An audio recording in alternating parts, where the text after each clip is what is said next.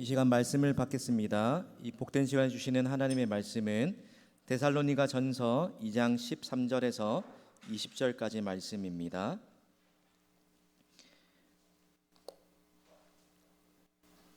신약 330페이지에 있는 데살로니가 전서 2장 13절에서 20절까지 말씀을 하나님의 영광과 기쁨이 되는 성도라는 제목으로 말씀을 받겠습니다.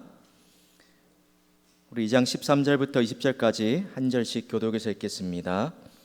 이러므로 우리가 하나님께 끊임없이 감사함은 너희가 우리에게 들은 바 하나님의 말씀을 받을 때에 사람의 말로 받지 아니하고 하나님의 말씀으로 받음이니 진실로 그러하도다. 이 말씀이 또한 너희 믿는 자 가운데서 역사하느니라.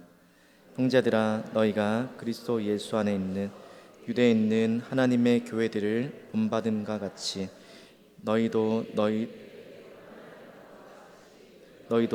동족에게서 동일한 고난을 받았느니라.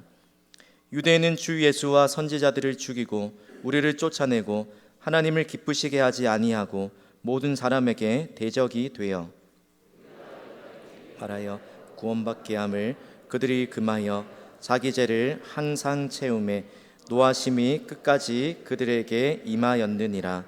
형제들아, 우리가 잠시 너희를 떠난 것은 얼굴이요 마음은 아니니 너희 얼굴 보기를 열정으로 더욱 힘썼노라. 그러므로 나 바울은 한 번 두 번 너희에게 가고자 하였으나 사탄이 우리를 막았도다. 우리의 소망이나 기쁨이나 자랑의 면류관이 무엇이냐? 그가 강림하실 때 우리 주 예수 앞에 너희가 아니냐? 너희는 우리의 영광이요 기쁨이니라. 아멘. 여러분, 우리가 오늘 함께 살펴볼 이 데살로니가전서 2장 13절부터 20절까지 말씀은 바울이 데살로니가 교회 성도들로 인해서 끊임없이 감사하고 있는 또 다른 내용에 관한 말씀입니다. 말씀이 나누기 전에 우리가 두 번 걸쳐서 앞에 나눴던 데살로니가 전서의 말씀을 한번 복습해 보려고 하는데, 그럼 바울이 이 데살로니가 서를 써 보내면서, 이 편지를 써 보내면서 가장 먼저 시작한 말이 어떤 내용이었습니까? 데살로니가 교회 성도들로 인해서 뭐 한다? 너희를 기억할 때마다, 기도할 때마다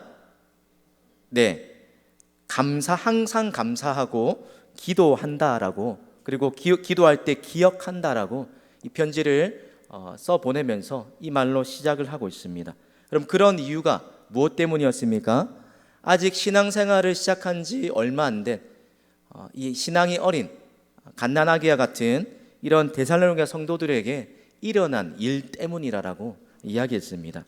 그럼 이 데살로니가 교회 성도들에게 일어난 일, 그것이 바로 하나님과 성도 앞에서 끊임없이 기억될 만한 세 가지 모습이 그들 가운데 삶에 나타났기 때문입니다. 첫 번째, 어떤 모습입니까? 성도다운 삶의 열매가 바울이 전한 복음을 전해 듣고 이들 가운데 나타났다는 겁니다. 성도라면 나타나야 할 열매, 그게 바로 기독교의 핵심을 압축한 믿음과 소망과 사랑, 특별히 더 부연해서 믿음의 역사와 사랑의 수고와 소망의 인내, 이것이 복음을 받은 이들에게 나타난 결과였다고 했습니다.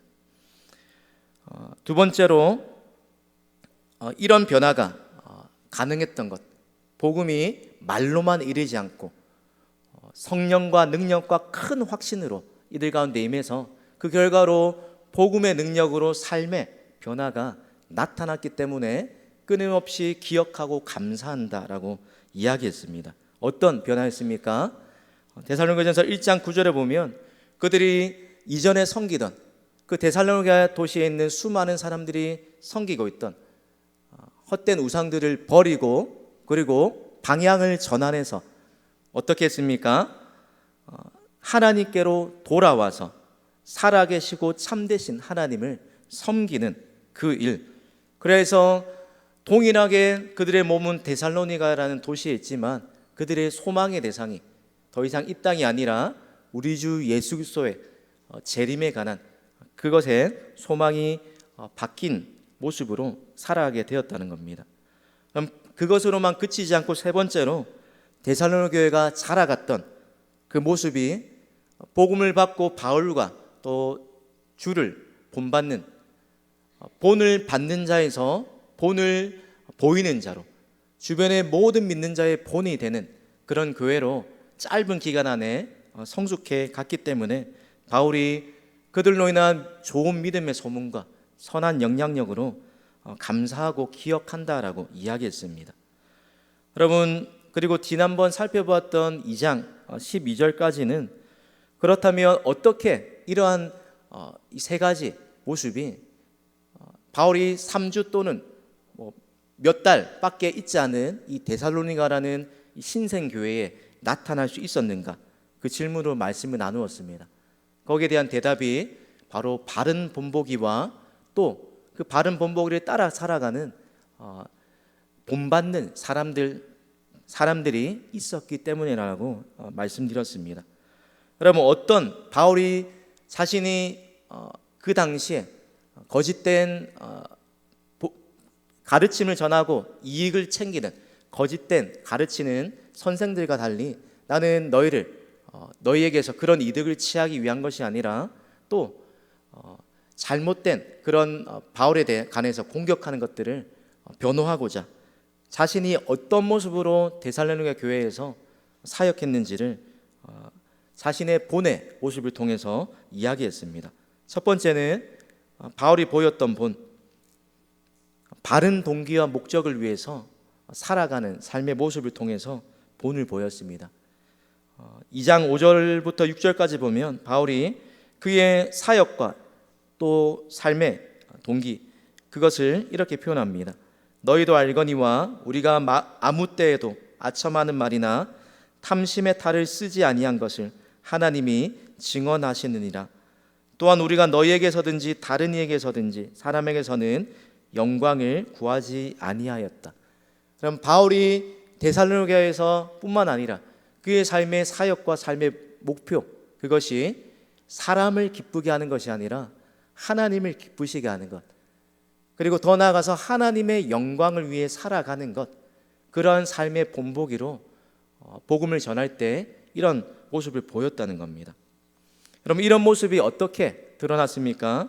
복음을 전하면서 부당한 이익을 취한다는 그런 오해를 불식시키기 위해서 마땅히 사도로서 받을 수 있는 그런 권한이 있었지만 대접들을 받지 않고 대신에 땀 흘려서 수고하면서 자비량으로 충당하면서 복음을 전한 모습을 보았습니다.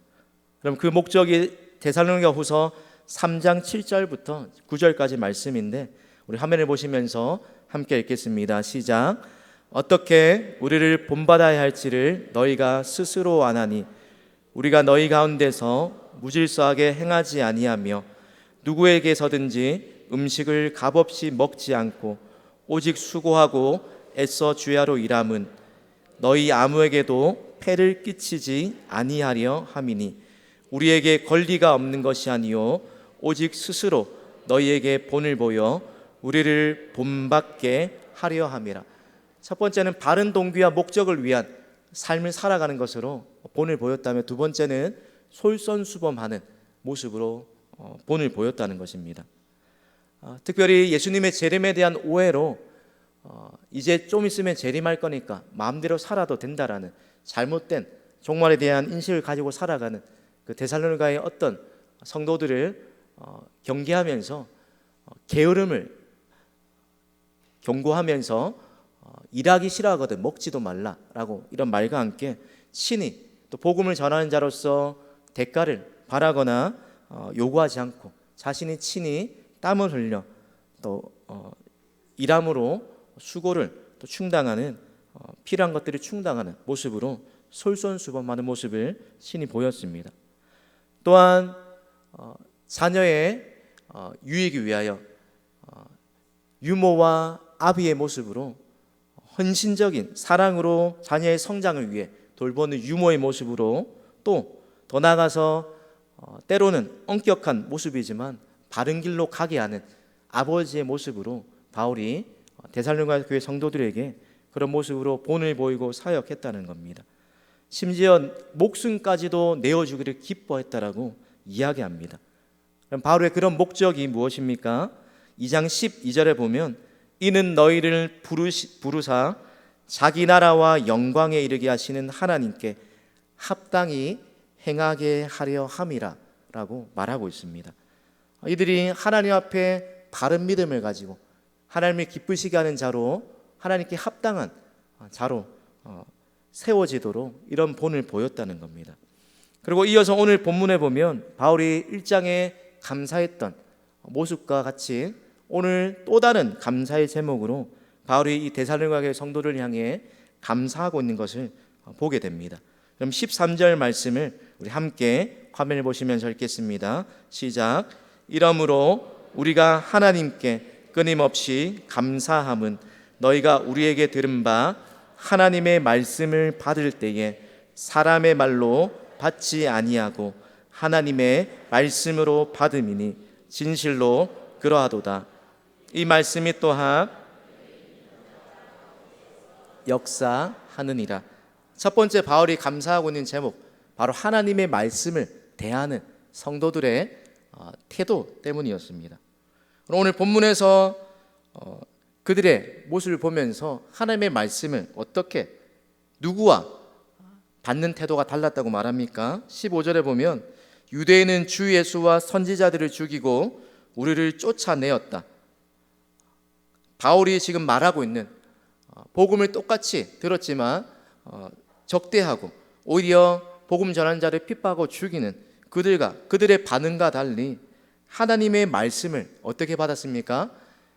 비록 사람이 전했지만 사람에게서 난 말씀으로 받지 않고 하나님이 주시는 말씀으로 받았다는 겁니다. 사랑하는 성도 여러분, 우리의 믿음이 자라는데 빠져서는 안 된 핵심적인 요소가 바로 하나님의 말씀입니다. 말씀을 통하지 않고서 그 어떤 대단한 체험을 한다 할지라도 우리의 믿음이 잠시 자랄 수는 있는 것처럼 보여도 건강한 바른 성경적인 믿음으로 말씀이 아니고서는 우리가 하나님을 알아갈 수 있는 방법도, 또 건강한 신앙을 세워갈 수 있는 방법도 없다라는 것입니다. 여러분, 말씀을 통해 하나님을 아는 지식과 그 지식이 우리의 삶에 영향을 미쳐 뿌리를 내릴 때 우리의 삶에 하나님이 일으키시는 삶의 변화가 나타나게 되는 것입니다. 그런데 이들의 모습을 보면서 한 가지 궁금한 것이 생기지 않으십니까? 제가 여러분에게 한 가지 질문을 좀 알쏭달쏭할 수도 있는데 한 가지 질문을 해보겠습니다. 그럼 설교는 하나님의 말씀입니까? 아닙니까? 예, 그렇죠. 네, 그렇죠. 하나님의 말씀. 예. 그런데 조금 더 부연해서 할 앞에 설명이 붙어 합니다. 그러면 하나님의 말씀이라고 할 때 세 가지를 생각해 볼 수가 있습니다. 첫 번째로 계시된 하나님의 말씀, 바로 말씀이신 예수 그리스도, 그분이 우리에게 나타내 보이신 하나님의 말씀이십니다. 그리고 두 번째로는 우리가 가지고 있는 66권 계시로 완성된 기록된 하나님의 말씀이 하나님의 말씀입니다. 그리고 세 번째로 이들이 하나님의 말씀으로 받았다 할 때 너희에게 전해준 이 말씀, 특별히 설교를 통해서 전달되는 말씀, 계시의 말씀, 또 기록된 말씀, 설교는 선포된 하나님의 말씀입니다. 비록 사람이 전하지만 하나님의 뜻과 마음, 하나님의 생각과 계획을 바르게 깨닫고 바르게 해석해서 하나님이 직접 말씀하실 수도 있지만 설교자라는 이 통로를 통하여서 하나님께서 하나님의 말씀을 하나님의 백성들에게 전해 주신다는 겁니다. 그럼 그렇다면 설교가 언제 하나님의 말씀이 됩니까? 강단에서 전하지만 두렵고 떨리는 마음을 가지고 성경 말씀에 근거한, 그리고 성경 말씀이 무엇라 말씀하는지를 바르게 해석하고 설명하고 전달하는 그 일을 통해서 하나님의 말씀으로 우리에게 다가오게 된다는 겁니다. 사랑하는 성도 여러분, 설교는 계시된 말씀 그리고 기록된 말씀이 사람을 통해서 지금 여기에 선포되는 사건이 설교입니다. 그리고 하나님은 설교자를 통해서 말씀하십니다. 바로 성경의 가르침을 바르게 해석해서 선포해 주는 것이 설교인 것입니다.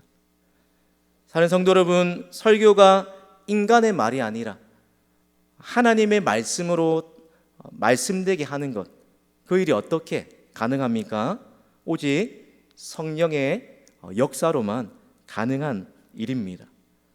설교자가 바르게 준비하고 또 바르게 해석하여 전달하는 이 선포된 말씀을 성령께서 사용하셔서 하나님의 백성들의 심령에 적용하셔서 깨닫게 하실 때 은혜를 베푸시고 또 삶의 변화를 일으키신다는 겁니다. 그럼 또한 한 가지 질문을 던지자면, 그렇다면 설교자를 통해 전달되는 것이 설교를 통해 전달되는 것이 하나님의 말씀이라면 어떤 설교자를 통해 하나님의 말씀이 전해질 때 그것이 하나님의 말씀이라고 생각해 볼 수 있습니까? 그러니까 앞서 바울의 이 모습을 통해, 본의 모습을 통해 보았던 것처럼 사람을 기쁘게 하려거나 사람에서 영광을 구하는 설교자가 아니라 하나님을 기쁘시게 하는 그 설교자를 통해 하나님의 말씀이 대언될 때 설교가 하나님의 말씀으로 전해지게 된다는 것입니다. 또한 영혼을 사랑하는 그 설교자를 통하여 청중들의 삶에 적실한 하나님의 말씀으로 말씀이 임하게 되는 것입니다. 뿐만 아니라 똑같이 연약하지만 말씀대로 살아가려고 몸부림치는, 하나님 앞에서 그렇게 살아가는 설교자를 통해 부족한 입술을 통해 하나님의 말씀이 임하게 된다는 것입니다. 그래서 여러분, 설교에 대한 정의 중에 설교를 인격을 통해 전달되는 진리라고 정의하기도 합니다.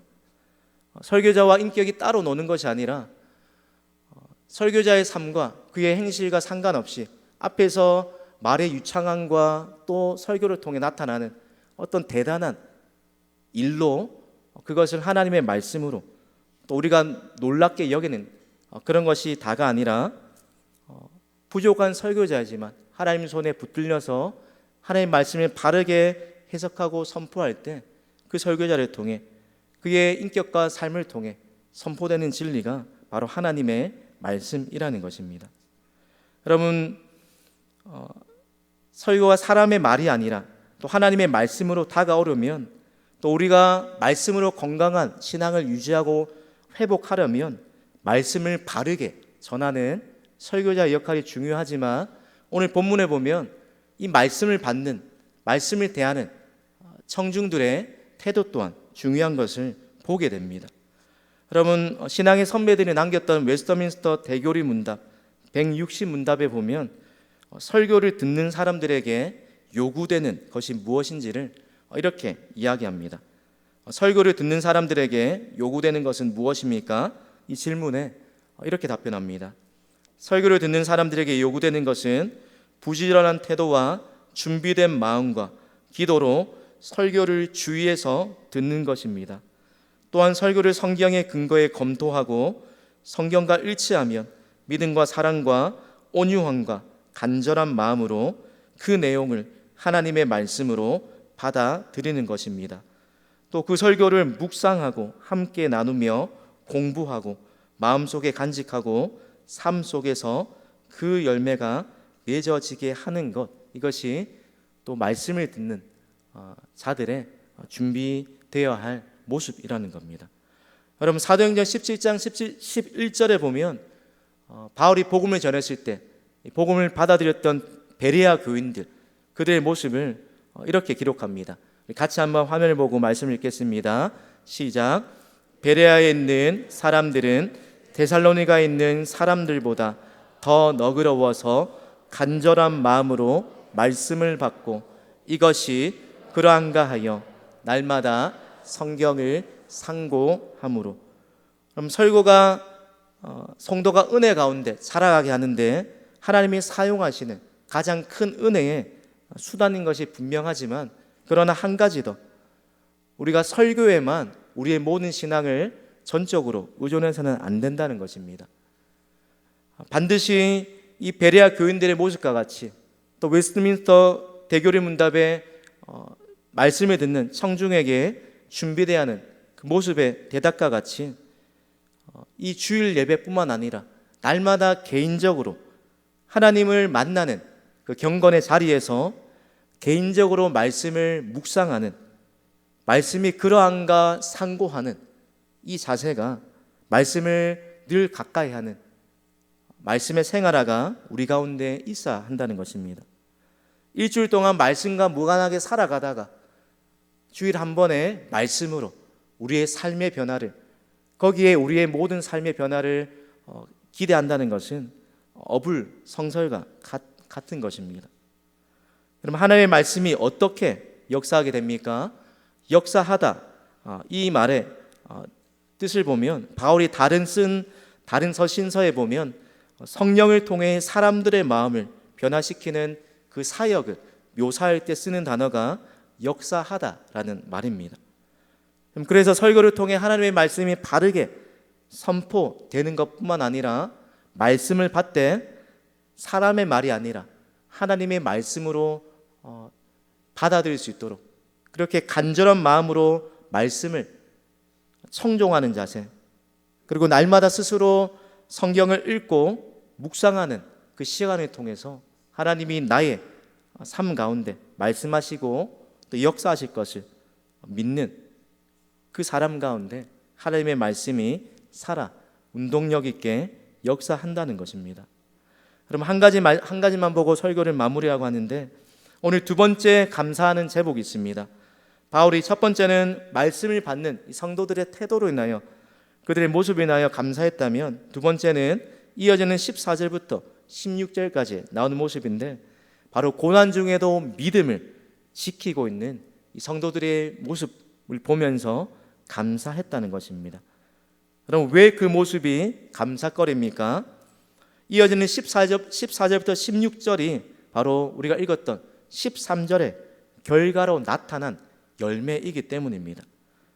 여러분, 이들에게 하나님의 말씀이 사람의 말로 끝나지 않고 하나님의 말씀으로 역사해서 믿는 자, 그들 가운데 역사했다는 분명한 증거가 하나님의 말씀 때문에 받는 이 고난 앞에서, 그 핍박 앞에서 이들이 믿음이 흔들리지 않고 있다라는 것입니다.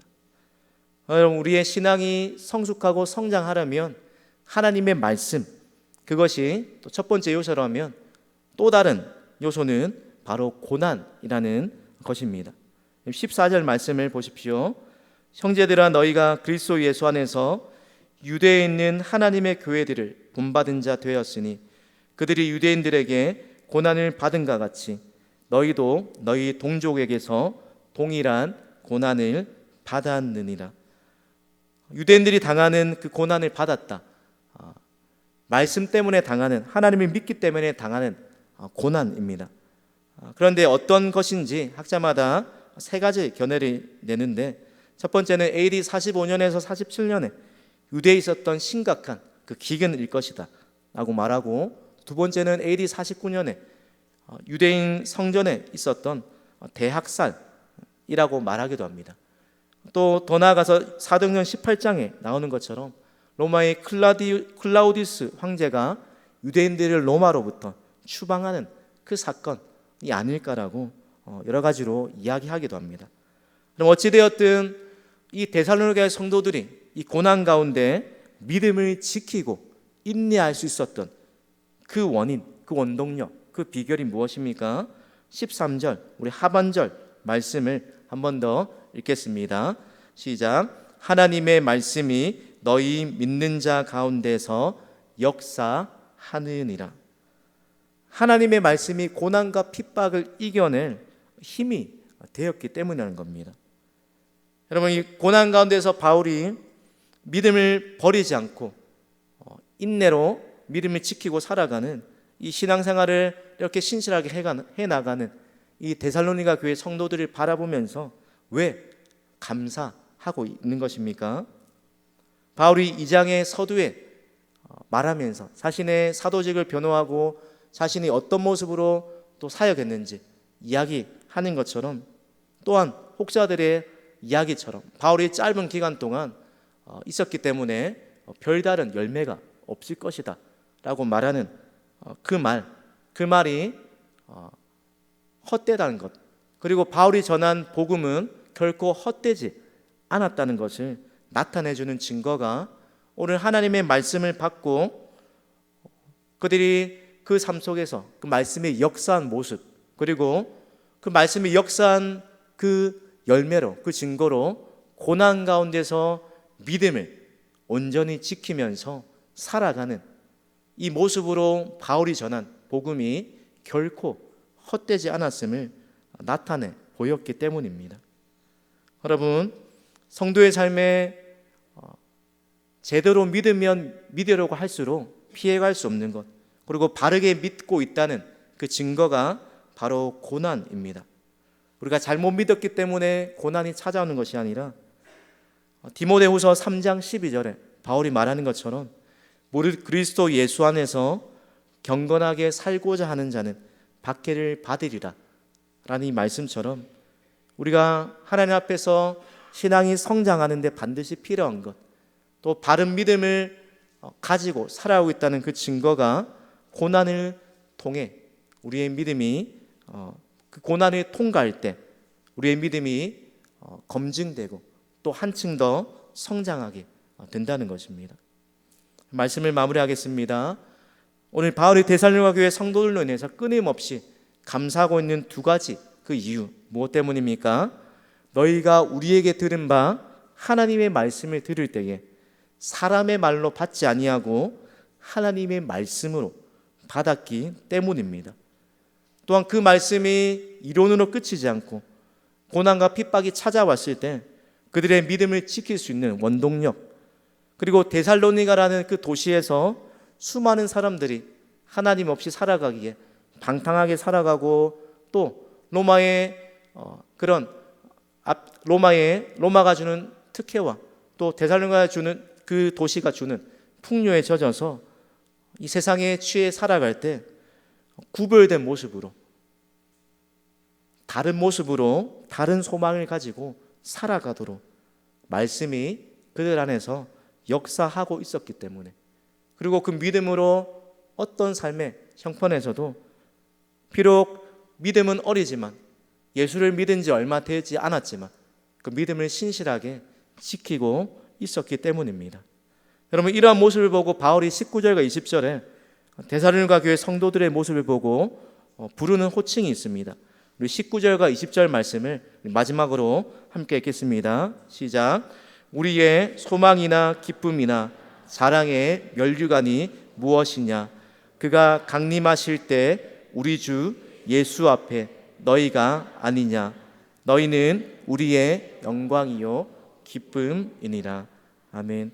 또 바울과 저와 같은 말씀을 전하는 설교자, 또한 설교자뿐만 아니라 그 안에서 영혼들을 섬겨나가는 그 위치에 있는 분들의 가장 큰 기쁨이 있다면, 또 우리의 가장 큰 기쁨이 되어야 할 것이 있다면, 내가 전한 부족하지만 내가 깨달은 말씀을 가지고 그 말씀을 나누고 전했을 때 그 말씀을 살아계신 하나님의 말씀으로 받고 또 듣고 그 말씀이 그들 안에서 역사해서 변화되는 모습을 보게 될 때입니다. 어제 유치부 성경학교가 시작해서 딸이 이제 첫째 날 마치고 집에 왔는데 어제 뭐 배웠니? 이렇게 물어보니까 7살 된 딸이 어제 모세가 하나님 부르시는 떨기나무인데 아직 오래가지고 딸기나무로 하더라고요. 떨기나무에서 하나님 부르셨어요. 그 너무나 또렷하게 그냥 모를 줄 알았는데 7살짜리가 전도사님이 전해준 그 말씀을 또렷하게 기억하는 모습을 보고 약간 뿌듯했습니다. 목사 아들, 목사 딸 답네. 그러기도 하고, 누가 전하든지 간에 하나님의 말씀이 바르게 전해질 때 또 간절히 사모하는 마음으로 말씀을 받을 때 비록 어린아이라 할지라도 그 말씀을 바르게 깨닫게 하시고 그 말씀으로 그의 삶을 변화시키실 그 하나님에 대한 소망이 생기니까 참 감사하고 또 뿌듯한, 저도 그런 설교자, 그런 영혼을 섬기는 사람이 되었으면 좋겠다라는 다짐을 다시 한번 하게 되었습니다. 여러분, 바울이 전한 이 복음이 헛되지 않고 하나님의 말씀으로 받아들여지고 그들의 삶 가운데 변화로 이어지고 그리고 고난을 이기게 하는 힘으로 역사하는 모습을 보고 이렇게 신실하게 복음을 가지고 살아가는 성도들의 모습을 보고 너희는 나의 멸류관이요 영광이요 소망이요 기쁨이라라고 너무나도 뿌듯하고 또 자랑스럽고 사랑이 녹아있는 이 호칭으로 데살로니가 교회 성도들을 부르고 있습니다. 바라기는 우리의 모습 또한 하나님께서 보실 때 너희가 나의 영광이요 기쁨이요 소망이라라고 그렇게 말하실 수 있는 그런 성도님들 되시기를 바랍니다.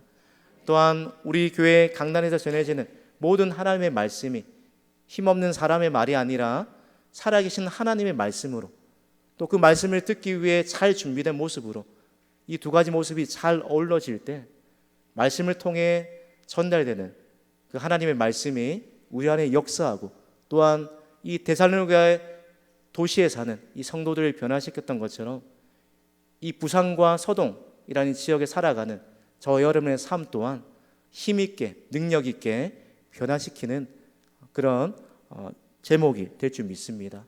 바라기는 이번 한 주도 들은 말씀을 잘 기억하실 뿐만 아니라 각자가 하나님의 말씀을 더 사모하면서 개인적으로 또 큐티와 또 기도의 자리로 더 나아가 하나님의 은혜를 사모하고 살아가시는 복된 성도님들 되시기를 우리 주님의 이름으로 축복합니다.